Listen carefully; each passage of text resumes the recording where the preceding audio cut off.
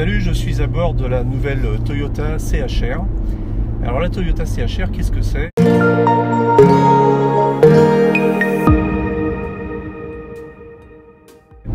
C'est un peu la réponse de Toyota à Nissan avec le Juke ou le Qashqai, et aussi à Infiniti par exemple avec le Q30, à savoir un crossover ou un SUV si vous préférez, urbain, à vocation citadine, qui cible une clientèle assez jeune, urbaine et on va dire esthète, et qui est plus dans la recherche de distinction et qui se souhaite un petit peu se démarquer de la production automobile classique.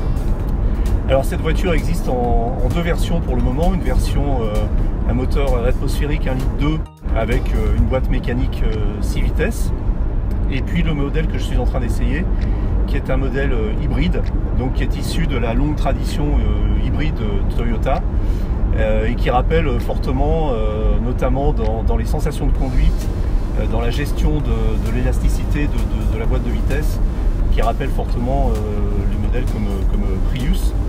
Alors Toyota a de très fortes, a déjà un savoir-faire et également toujours de fortes ambitions dans l'hybride, puisque on nous annonce aujourd'hui que l'objectif pour ce modèle-là, en tout cas pour cette voiture, pour cette gamme, est d'atteindre très rapidement 70 puis 90% des ventes en hybride, ce qui est assez cohérent puisque c'est une voiture, comme je l'ai signalé auparavant, une voiture à vocation plutôt citadine, parcours urbain, parcours périurbain, évidemment promenade, week-end, etc.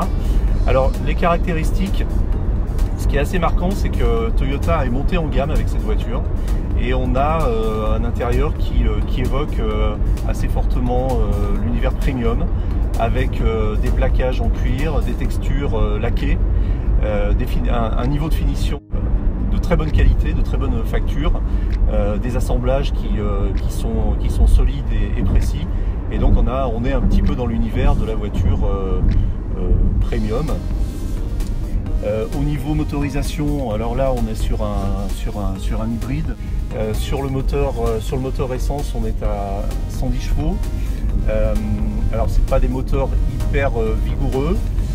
Cela dit, la vocation de ces voitures-là, et notamment sur l'hybride avec Toyota, c'est d'avoir une conduite éco-responsable, et puis de faire évidemment des économies. Au niveau ligne, c'est une voiture qui très franchement se remarque, qui fait tourner les têtes, parce que les lignes sont audacieuses, avec des formes qui sont un petit peu taillées à la serpe, mais enfin personnellement j'aime beaucoup. Ça me rappelle, alors j'en ai parlé au début, mais Toyota compare plutôt cette voiture dans son esprit, sa taille et son niveau de finition à une Qashqai. Pour moi, d'un point de vue esthétique, elle évoque plutôt le Nissan Juke. Elle évoque un petit peu aussi l'audace des lignes de l'Infiniti Q30. En tout cas, on est vraiment sur le même segment. Il y a 4 grandes places.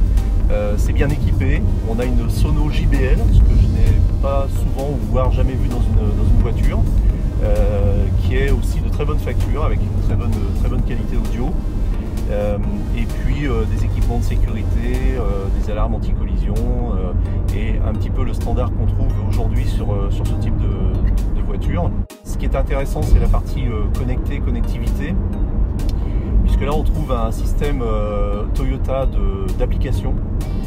Donc on peut sélectionner un certain nombre d'applications sur le e-store Toyota, et on a par exemple des applications comme Twitter, ou d'autres applications comme Coyote.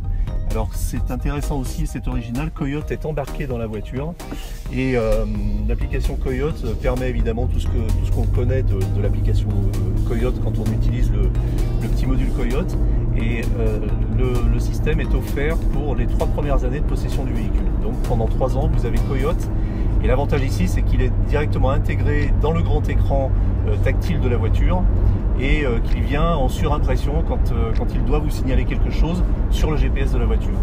En revanche, Toyota a fait le choix un peu étonnant de ne pas intégrer Android Auto et Apple CarPlay dans cette nouvelle voiture, ce qui aurait pourtant à mon avis fait sens quand on parle de premium d'une part, et puis quand on parle d'une voiture qui cible une clientèle qui est assez demandeuse de ce type d'équipement.